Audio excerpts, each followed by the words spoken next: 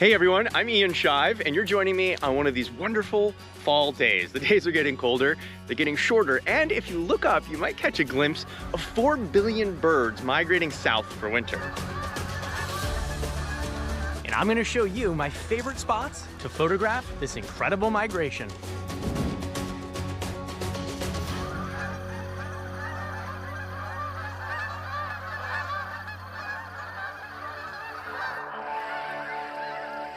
Sandhill cranes and snow geese blot out the sky in Bosque del Apache National Wildlife Refuge.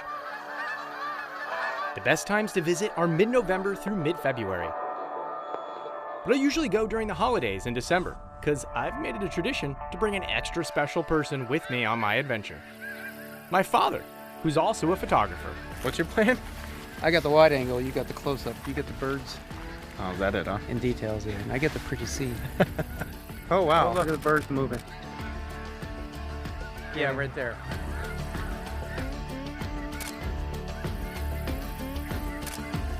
It's right on the edge of focus, though. Yeah. Most snow geese come here from northern Canada, flying up to 1,500 miles and cruising along at 40 miles an hour.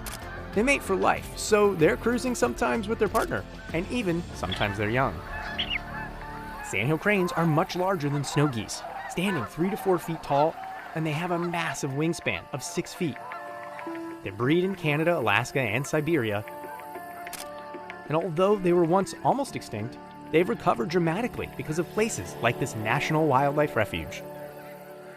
Well, at the end of the day, it all kind of came together. The snow geese flew in, the clouds parted a little bit, good end-of-day light. Pretty cool that there's some last-minute shots taking place here.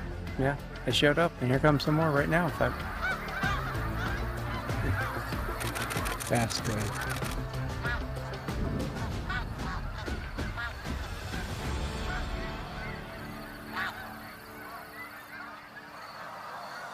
Getting great bird photographs means getting close to the action. And if you want to get close, you've got to use a big lens, like a 500mm or a 600mm lens. And those things are beasts.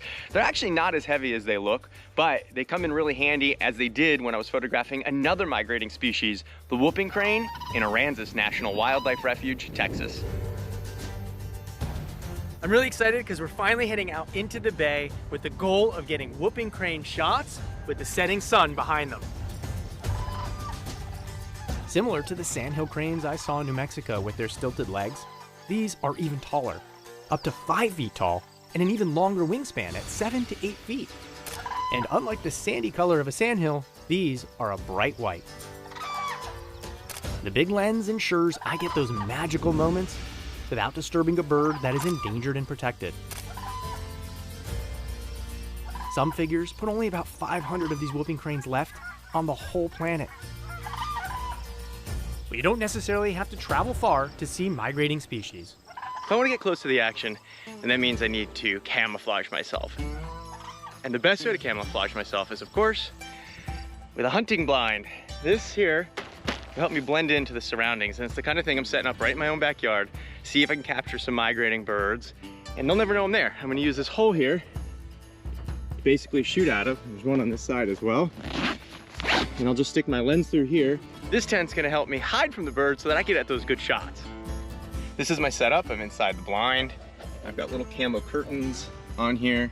And then that way the birds can't see what I'm doing. And then when the action starts, click, click, click. While in my bird blind, I got photos of lots of non-migrating species, and that reminded me that these birds also prepare for winter, like this scrub jay with its acorns, and of course, woodpeckers. Check this out, this cracks me up. This is a street sign, and this is what the woodpecker did. Can't believe a woodpecker did that. No matter where you are in the world, keep your eyes out and up. There's almost 400 different species of birds that migrate. So even if you find yourself in New Jersey, my home state, you can spot the magnificent snowy owl on its migration from the Arctic. And if you miss the migration this year, soon enough, it'll be warming up and they'll be passing back through on their spring migration for their summer homes in the north.